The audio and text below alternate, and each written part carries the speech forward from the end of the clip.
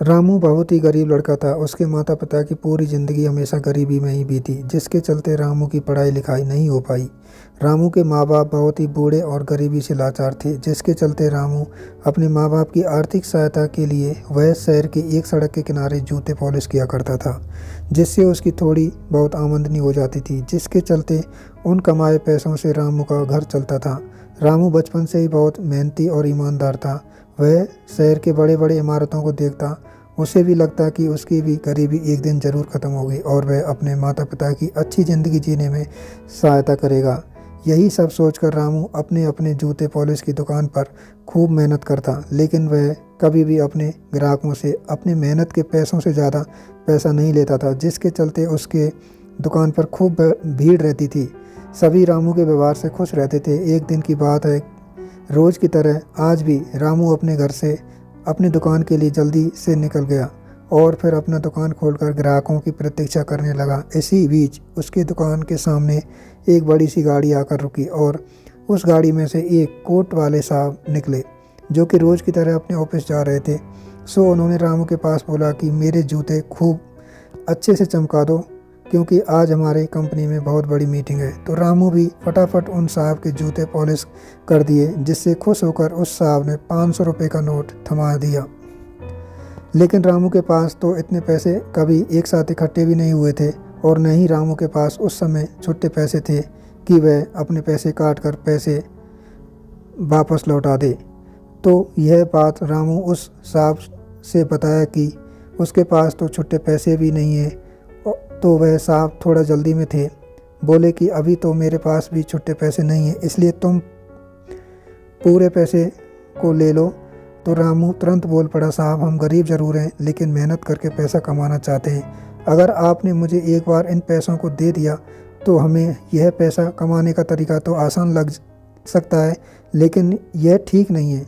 इससे हर कोई मेहनत करना छोड़ देगा। लोग बस दूसरों के एहसानों के बदले जीना सीख जाएंगे और मैं ऐसा नहीं चाहूँगा। आप इन पैसों को वापस रख लीजिए और जब अगली बार आना तो मेरे जितने पैसे बनते हैं उतना दे देना। यह बात सुनकर उस साहब की आंखें खुल गईं और मन ही मन सोचने लगा कि हमने इस लड़के की आत्मसम्मान की भावना को ठेस पहुंचा दिया। इसलिए वे साहब रामू से बोले, बेटा तुम अपनी परिस्थिति से गरीब ज़रूर हो, लेकिन आत्मसम्मान की भावना से अमीर हो, इसलिए हमें माफ़ करना। और इस प्रकार रामू ने अपने कार्यों से एक इंसान का दिल बदल दिया। और फिर वे साहब बार बार यही सोचते रहे कि वे अमीर हैं या वो गरीब लड़का रामू, जो गरीब होते हुए भी दिल से अमीर है।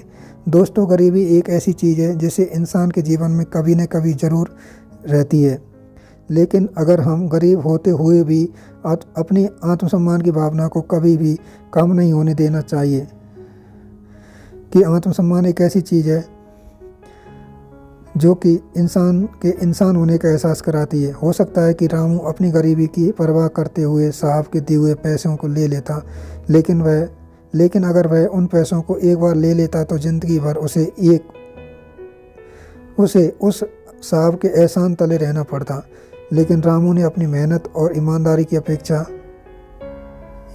को हमेशा आगे रखा, जिसके चलते वह लोगों का दिल जीतने में सफल रहा।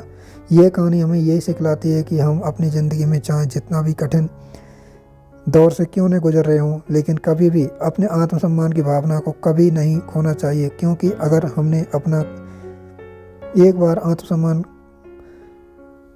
आत्मसम्मान की भावना को खो दिया तो हो सकता है कि हमें फिर लोगों के एहसानों के तले अपनी ज़िंदगी गुजारनी पड़े।